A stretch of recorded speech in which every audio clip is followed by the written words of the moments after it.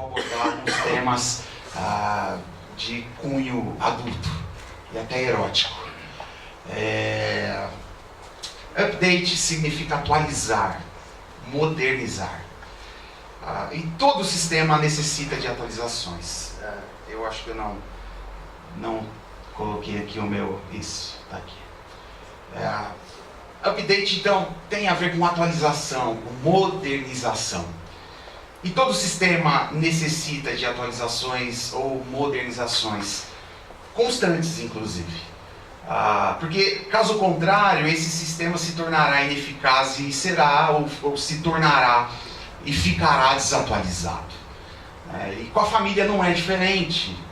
Porque a família, ela é também um sistema, e um sistema muito complexo, inclusive.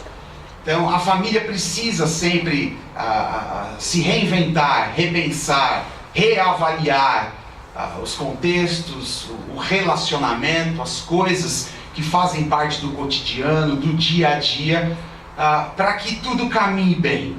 Então, eu achei muito bacana a ideia de falar sobre um update familiar, e nada melhor do que começar avaliando o sistema, porque para que haja um update, ou nós chegamos à conclusão de que é necessário um update, se nós nos colocamos a avaliar as coisas que estão acontecendo dentro da nossa casa, dentro das nossas relações familiares, dentro do nosso contexto familiar. Então, avaliar como anda o sistema dentro da casa, ou dentro do espaço familiar, é fundamental para que vivamos uma vida equilibrada nas relações maridos, esposas e pais e filhos. Porque quando nós falamos de família, nós estamos falando disso, do relacionamento entre o marido e a esposa e entre os pais e os filhos. Portanto, é nessa avaliação, é nessa constante avaliação que nós vamos perceber quais lugares, quais questões precisam de um update. O que precisa ser melhorado? E nós estamos aqui para isso. Eu quero me lembrar de uma palavra de Jesus que está lá no Evangelho de João, capítulo 10, versículo 10. Eu vim para que vocês tenham vida, e tenham essa vida plenamente, uma vida abundante.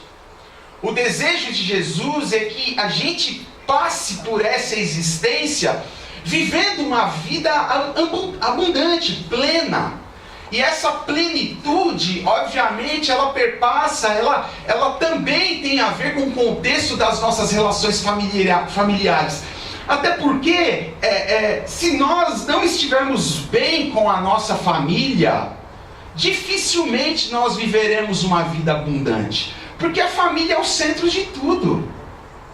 Se a família, se em casa as coisas não estão bem, dificilmente você viverá outras coisas boas, porque a família tem uma capacidade de nos afetar de uma tal maneira que tudo ficará mal se o nosso convívio com a nossa esposa, com o nosso marido e com os nossos filhos não estiver bem. Portanto, é pertinente nós olharmos para essa mensagem de Jesus, para essa palavra de Jesus, que se dirige a mim e a você, a todos nós nessa manhã. Eu vim para que vocês tenham vida, e vida plena, vida abundante, vida boa. Por isso, nós precisamos avaliar como anda o sistema da nossa casa, como andam as engrenagens das nossas casas, da nossa família, como andam as relações familiares, como anda a sua relação com a sua esposa, com o seu marido, como anda a relação com os seus filhos. Levanta a mão aqui quem é casado, só para eu perceber. Ok? Quem está a vias de? Quem assumiu a solteirice mesmo pro resto da vida e é isso aí? Ninguém. Então você que ainda não casou, essa mensagem vai ser pertinente para que você dê alguns passos já no agora, para aquilo que virá depois, e para você que já e que já vive esse contexto da família, eu quero trazer uma mensagem aqui para que você avalie a sua vida de uma maneira profunda. Mas uma pergunta que eu faço é: quais são os elementos necessários para uma boa convivência familiar? Já que estamos falando de um update, né? Quais são os elementos necessários para que a gente viva isso que Jesus nos recomenda? Quais são os elementos necessários para uma boa vivência familiar? O que indicará a necessidade de um update?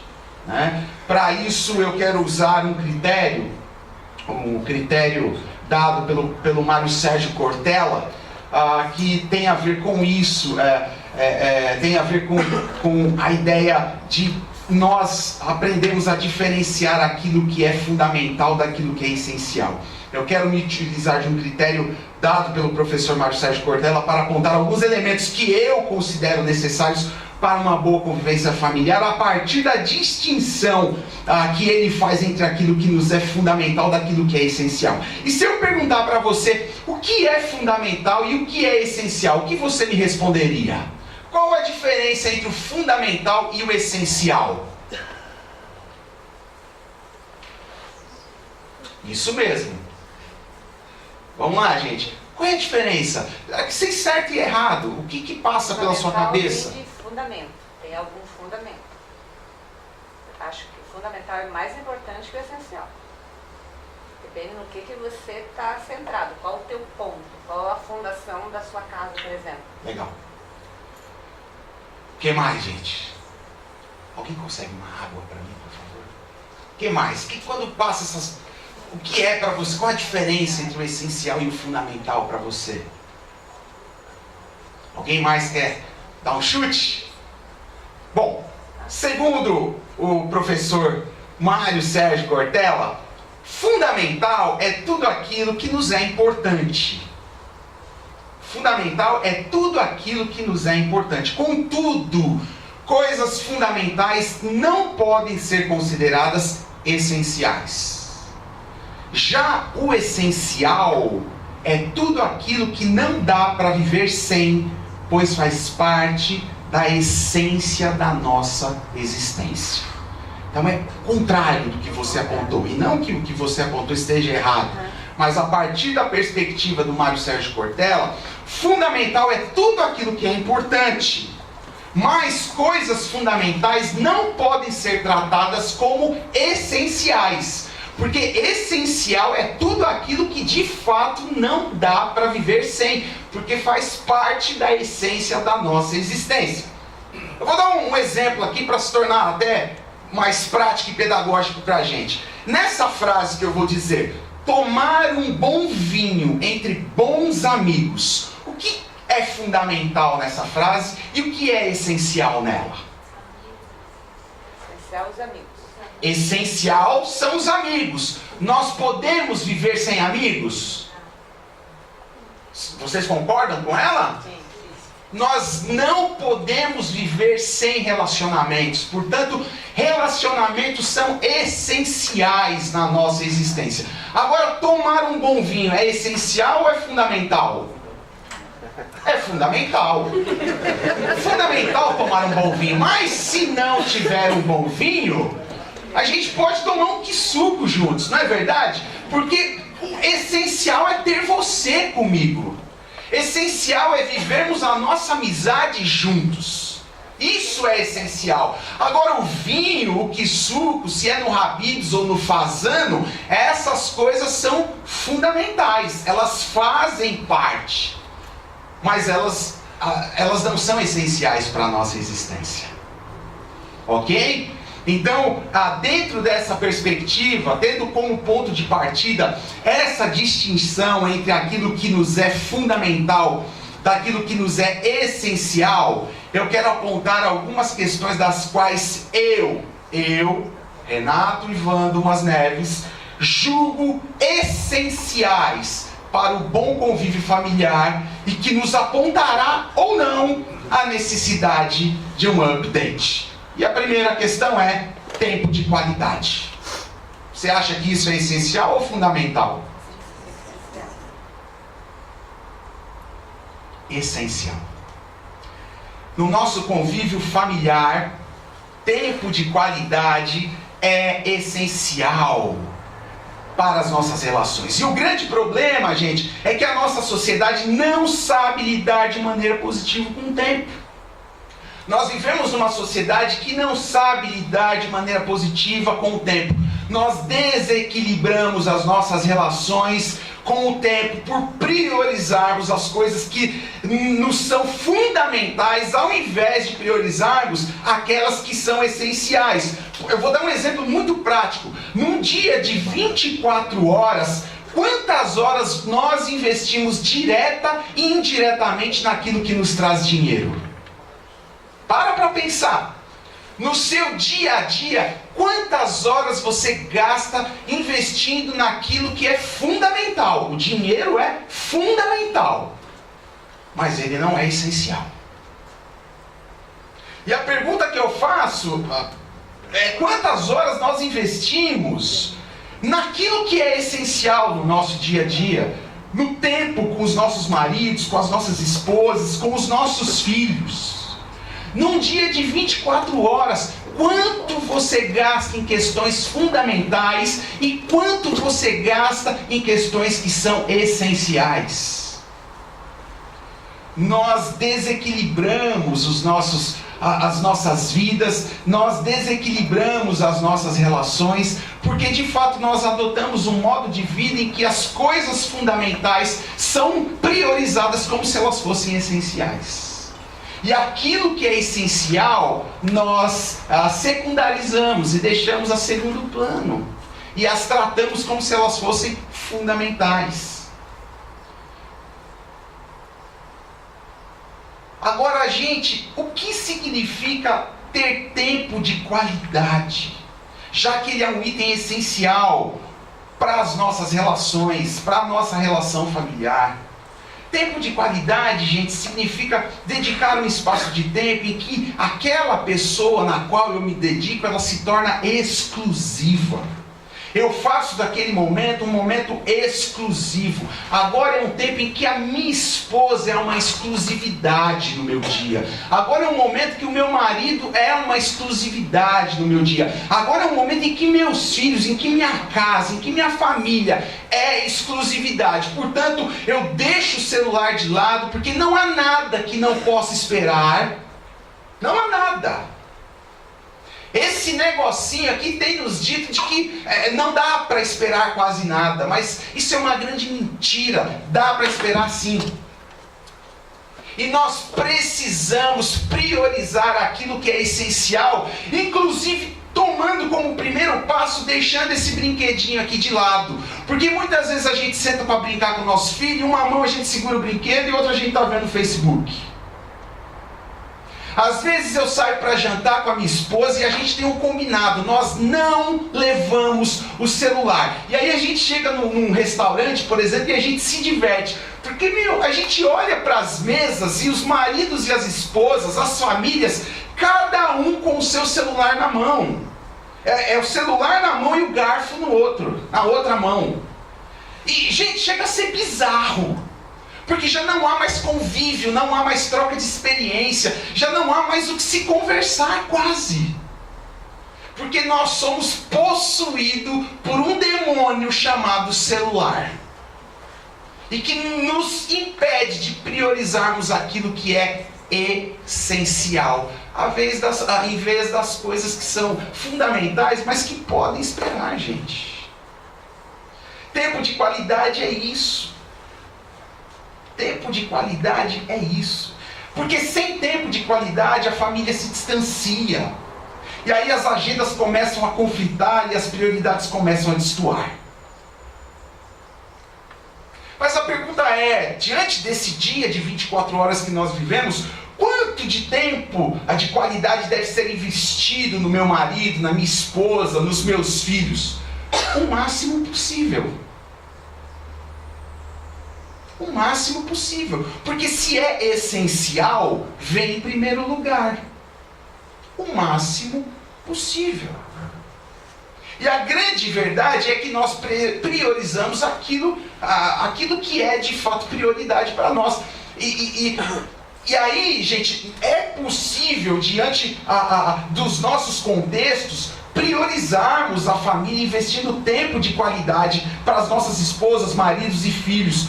Porque nós precisamos nos desdobrar a investir o máximo possível. Porque ter tempo de qualidade todos os dias é uma questão de prioridade e uma questão de organização. No fundo, nós não investimos tempo de qualidade todos os dias na nossa casa porque nós somos desorganizados. E às vezes priorizamos coisas que são fundamentais ao invés de priorizar aquilo que é essencial. Não adianta dizer que não tem tempo. Você não tem organização. Porque tempo de qualidade pode ser sim 5 minutos. Desde que você se entregue de corpo e alma naqueles 5 minutos para ouvir da tua esposa, para ouvir o que ela tem a dizer. Para ouvir o que o teu filho tem a dizer sobre o dia, sobre a escola, sobre a brincadeira, sobre a briga. Tudo é uma questão de organização. Existe uma noite da minha semana que minha mãe pode morrer. Mas eu estarei com a minha esposa. E não há nada que não possa esperar. Não há nada, absolutamente nada, que não possa esperar. A grande questão é colocarmos os pingos nos is. O que é essencial? O que é fundamental? E o grande problema aqui numa sociedade líquida, eu gosto muito do Bauman, viu gente? A última vez eu falei do Bauman aqui, numa sociedade líquida, e a liquidez da nossa sociedade, inclusive, se dá nisso, em transformarmos as coisas fundamentais em essenciais e deixarmos as essenciais como fundamentais. Portanto, invista tempo de qualidade. Invista tempo de qualidade. E nós devemos ser intencionais. A palavra é: seja intencional. Porque numa cidade como São Paulo, se nós não formos intencionais, o tempo passa e a gente não faz nada. Seja intencional. Invista tempo de qualidade nas pessoas que são essenciais para a tua existência. Então, se na sua vivência familiar tempo de qualidade tem sido algo raro e deficitário, você e a sua família precisam de um update. Vocês precisam de um update.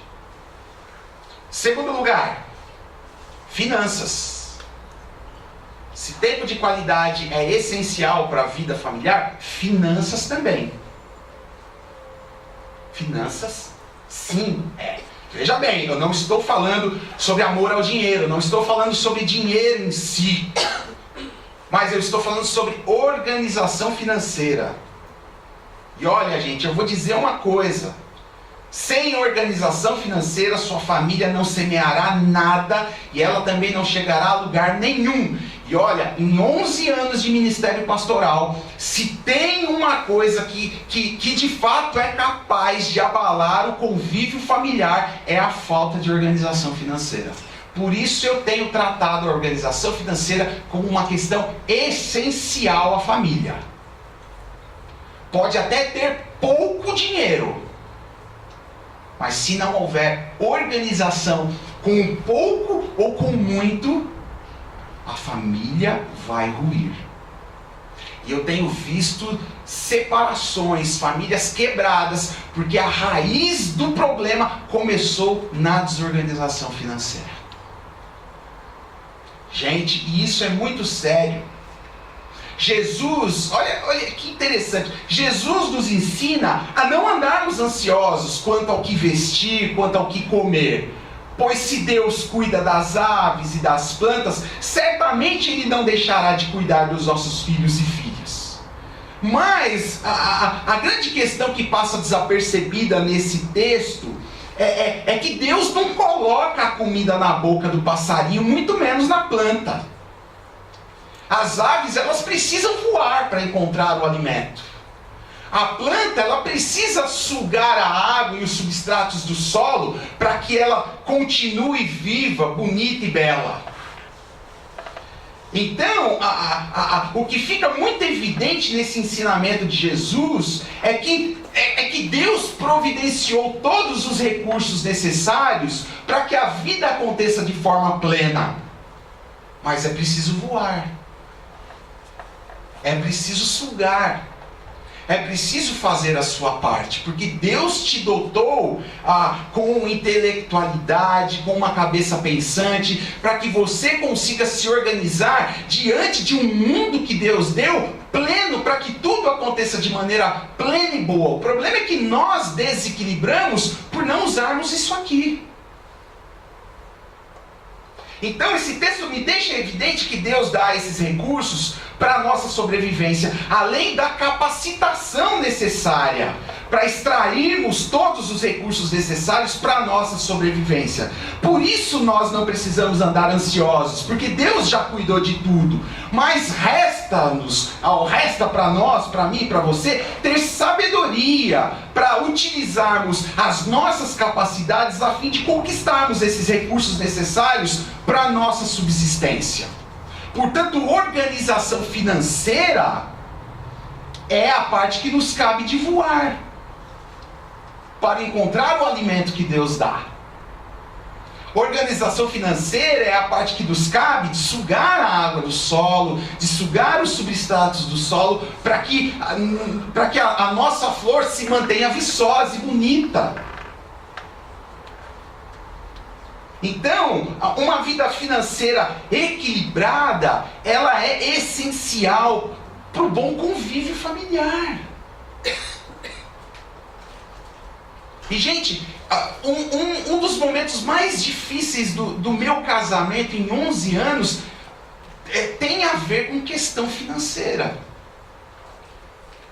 Porque a má organização, a má gestão financeira abala as relações. Tenha certeza disso. Portanto, se até hoje você não tem tratado a sua vida financeira como algo essencial, e eu não estou falando de cobiça, eu não estou falando de desejar ter aquilo que Jesus não deseja que você tenha, não estou falando dessas coisas, gente. Eu estou falando de uma vida equilibrada, uma vida abundante no sentido de te deixar em paz, de você poder deitar no teu travesseiro à noite para dormir em paz, porque os teus filhos comem, a sua esposa come, você come, todos nós vivemos, seja de maneira simples ou abastada, mas vivemos bem. Portanto, se isso não é tratado como algo essencial na sua vida ou na sua casa, mude a chave. Porque uma hora você pode ter problema. E problemas que podem te levar a decisões ou a ser vítima de decisões irreparáveis. Irreparáveis. Famílias acabam por causa das finanças. Eu não sei se você já experienciou isso aqui, mas famílias acabam por conta de uma má gestão financeira. Em terceiro e último lugar, sexo. Se tem uma coisa essencial para o bom convívio familiar, tem a ver com o sexo entre maridos e esposas. E aqui eu diria que essa é a área mais sensível da família. Mais sensível da família. Sexo é essencial na relação entre maridos e esposas. O grande problema, gente, é que sexo é um grande tabu na nossa sociedade. E pode ser que você esteja já até desconfortável aí, só de eu falar sobre sexo. Sexo, o problema é que sexo é um grande tabu na nossa sociedade. E aí nós carregamos isso para dentro da nossa casa e sexo continua sendo um tabu. Eu conheço famílias que sexo é tabu. O cara é casado há 50 anos e não consegue falar a palavra sexo para a esposa porque é um grande tabu. Nós não tratamos o sexo como uma questão natural, como uma questão humana, porque culturalmente o sexo está ligado ao vergonhoso, ao que não se conversa. Tanto é que a gente aprende sobre sexo onde? Em casa? Não. É na rua. É na escola. E não é com o professor. É com os amiguinhos, com as amiguinhas. Eu não aprendi sobre sexo com meu pai e com a minha mãe. Inclusive eu achava que eles nem faziam sexo. Eu aprendi de sexo com os meus amigos, molecagem na rua. Porque culturalmente, sexo é vergonhoso. Culturalmente, o sexo tem a ver com aquilo que não se fala dentro do ambiente familiar. E aí a gente carrega para a nossa família, a gente perpetua esse tabu, porque é um grande problema. E religiosamente falando é pior ainda, porque o sexo está ligado ao pecado. Sexo é quase sinônimo de pecado no contexto religioso no Brasil. E como diz a canção da Rita Lee, amor é cristão. Sexo é pagão. Eu fiquei feliz de vocês cantarem música popular brasileira, porque elas expressam uma espiritualidade muito profunda e verdades das quais nos ensinam tantas coisas. Sexo é cristão. Amor é cristão. Sexo é pagão. E isso reflete uma realidade que os contextos religiosos também contribuem e perpetuam para as nossas famílias. E aí todo brasileiro, por ser influenciado fortemente por uma educação cristã, trata a sexualidade como aquilo que é sujo, aquilo que não é bom. Então, no casamento, gente, o que eu estou querendo dizer é que num casamento, falar de sexo é tão essencial quanto fazer sexo. E sexo é a essência da vida humana. E se nós desprezarmos isso, nós traremos grandes problemas na relação maridos e esposas, e esses problemas também afetarão os nossos filhos. E eu já vi muitos casamentos que se dissolvem depois que os filhos vão para a faculdade, porque maridos e esposas deixaram de falar de sexo há muitos anos e também de fazer. E aí quando eles se descobrem sozinhos, porque os filhos que ocupavam o tempo já não estão mais em casa, cara, eu não tenho mais nada a ver com você. Porque fazer já fazíamos pouco, falar então. E o grande problema é que nós vivemos também numa sociedade que fala pouco de sexo e que faz pouco sexo, porque o trabalho consome, o trabalho desgasta, e aí nós vivemos numa sociedade da enxaqueca. A desculpa da enxaqueca sempre. Que hoje já não é mais uma desculpa para mulheres. Eu li recentemente uma reportagem que os homens hoje em dia falam demais de enxaqueca dentro das suas casas com as suas esposas. Todos hoje não, porque eu estou com dor de cabeça. E a dor de cabeça nada mais é do que o esconderijo de coisas muito mais profundas e que nunca foram conversadas. Gente, e uma das coisas mais sensíveis e que coloca o casamento em perigo é a vulnerabilidade por falta de sexo. Porque sem sexo o casal se distancia, a paixão desacelera, e aí o homem e a mulher ficam vulneráveis às tentações. Porque o fato de você transar pouco em casa ou quase nada com a sua esposa ou com o seu marido, não significa que vocês deixam de ter desejo por sexo. E aí o desejo que você tem por sexo, que muitas vezes não é correspondido pela sua esposa e pelo seu marido, te coloca numa posição de vulnerabilidade. E aí o bicho começa a pegar. E aí a coisa começa a ir pro buraco. Então o medo de se falar sobre sexo e o medo que nós temos de falar sobre os nossos desejos e sobre as nossas insatisfações sexuais com o nosso parceiro, porque de fato, ao longo dos anos, é natural que a gente comece a colecionar, né, desejos e insatisfações. E o grande problema é que isso não se fala muito, mas fato é que numa relação, num casamento, com o passar dos anos, a gente começa a colecionar desejos e insatisfações. E o pior de tudo é que a gente não conversa sobre o que desejamos e sobre o que não gostamos. Principalmente sobre sexo. Eu estive uma vez num encontro que nós estávamos conversando. Eu promovo muito isso lá no Coletivo Beta. Eu falo de sexo de maneira muito aberta com as minhas ovelhas. E uma vez nós descobrimos, numa situação XYZ, uma mulher casada há mais de 25 anos que nunca tinha tido um orgasmo dentro de casa com seu marido.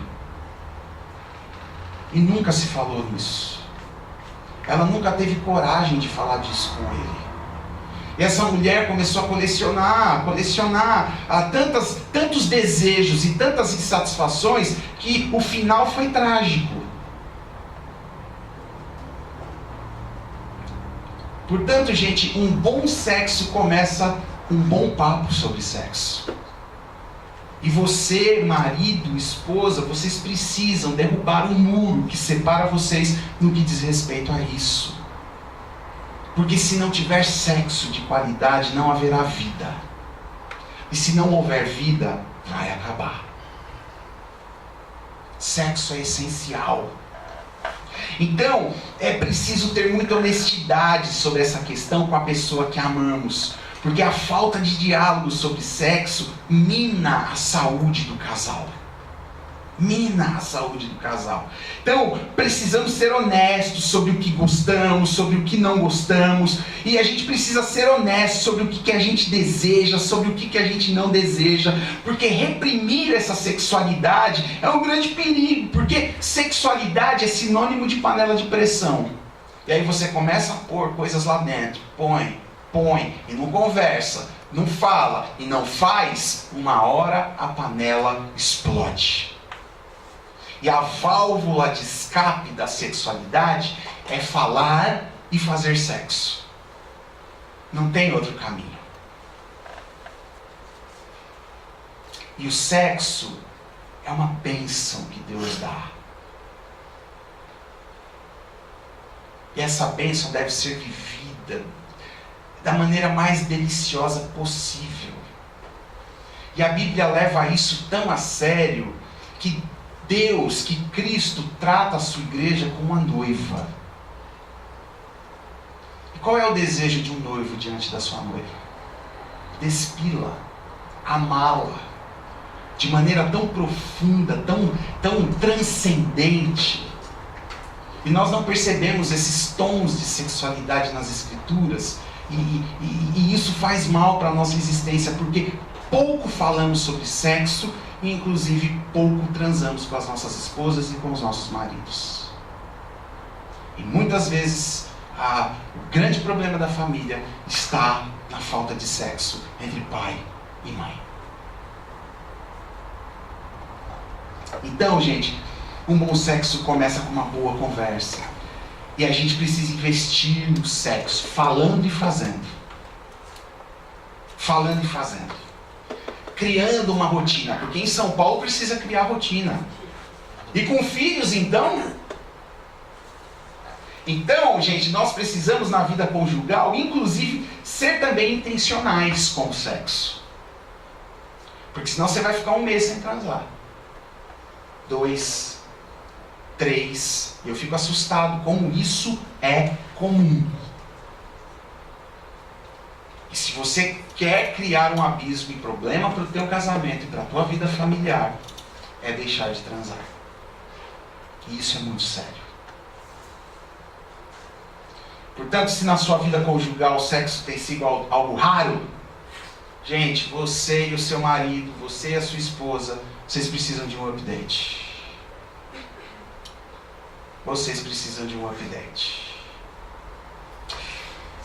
Com isso eu concluo, porque eu já falei demais. Concluo relembrando o que Jesus disse. Eu vim para que vocês tenham vida. E para que vocês vivam essa vida de maneira plena, de maneira abundante, de maneira profunda. Então, se você e a sua família estão muito distantes de uma vida em plenitude, isso é sinal de que vocês precisam de um update. Eu queria que você saísse hoje daqui levando essas 3 perspectivas muito a sério. Se você não tem tido tempo de qualidade com a sua família, você precisa de um update. Se você não tem conduzido as finanças na sua casa de uma maneira responsável, você precisa de um update. Se você não tem tido um sexo bom com a sua esposa e com o seu esposo, se isso não tem sido algo abundante, pleno na relação de vocês, vocês precisam de um update. E Deus quer transformar essas 3 áreas da sua existência. Eu não tenho dúvidas disso. Porque para que a gente viva uma vida plena em casa, essas 3 áreas precisam estar bem.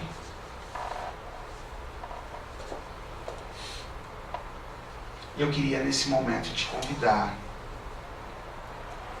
a orar por isso. Talvez não seja o seu problema essas 3 áreas. Mas se não for, eu quero que você ore nesse momento para que Deus te prive de viver esse problema. Mas se nesse momento, na tua vida, uma dessas 3 áreas for o teu problema, coloque isso agora aos pés de Jesus. Porque Ele quer transformar essas 3 realidades da tua vida. Eu te convido a fechar os seus olhos e a ter um minuto com Deus. Você.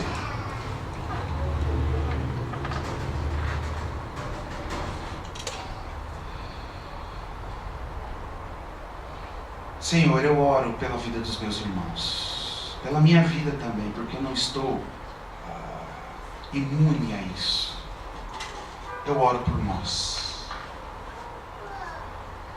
Livra-nos, ó Deus, de viver uma vida familiar decadente, não abundante. Ensina-nos, ó Deus, a priorizar aquilo que é essencial e a deixarmos as coisas secundárias de fato como em segundo lugar. Ajuda-nos, ó Deus, com o nosso tempo de qualidade. Ajuda-nos, ó Deus, a sermos intencionais com o tempo de qualidade, assistindo um bom Netflix, comendo brigadeiro no sofá, curtindo a vida com as pessoas que nos são essenciais, porque o Senhor faz isso conosco. Senhor, priva-nos, ó Deus, de vivermos experiências ruins na área financeira nos nossos lares. Ajuda-nos a gerir as nossas finanças de maneira responsável. Sobretudo, ó Deus, cuida do nosso sexo. Quebra, Senhor, em nome de Jesus, as barreiras entre maridos e esposas. Quebre, Senhor, em nome de Jesus, todo medo, toda vergonha, todo tabu em se falar e em se fazer sexo. Porque sexo é céu. Ensina-nos, ó Deus, a sermos intencionais e apaixonados diante dessa bênção, dessa dádiva que o Senhor nos dá. que nos conecta um ao outro, aquela pessoa que o Senhor nos deu de uma maneira tão profunda e especial, a ponto de jorrar vida dos nossos corações. Livra-nos, ó Deus, de vivermos problemas na área sexual em nossas casas. E se alguém aqui nessa manhã tem vivido isso, a minha oração é: Deus, põe a tua mão e transforme. Põe a tua mão e transforme. Eu oro em nome das nossas famílias, em nome das nossas casas. Faz um update em nós, para a honra e glória do teu reino. Amém.